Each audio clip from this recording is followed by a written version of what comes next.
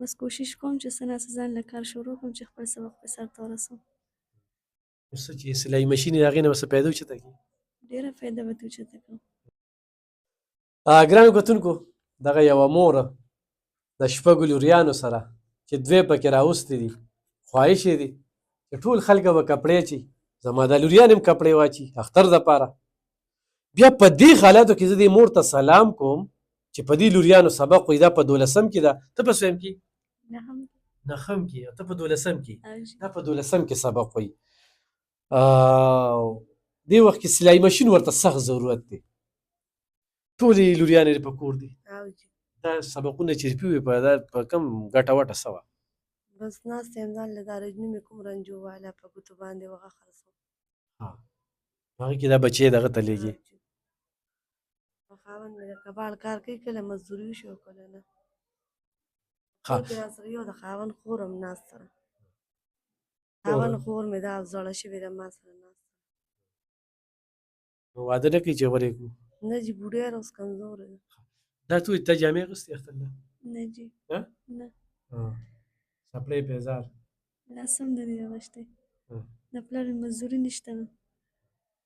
سکول ته چې ځې نو څه وړې ځان سره؟ نه بس صرف خپل سبق وایم، بس هغې دپاره ځم. سبق سره یې شوق شته؟ جي. نو چې دا کوم حالات دي دې کې ورته مخکې سبق ورسوي؟ بس کوشش کوم چې څه ناڅه ځان له کار شروع کړم چې خپل سبق په سر ته ورسوم. اوس څه چې سلایي ماشین یې د هغې نه به څه پیدا اوچته کړي؟ ډېره فایده به ترې اوچته کړم.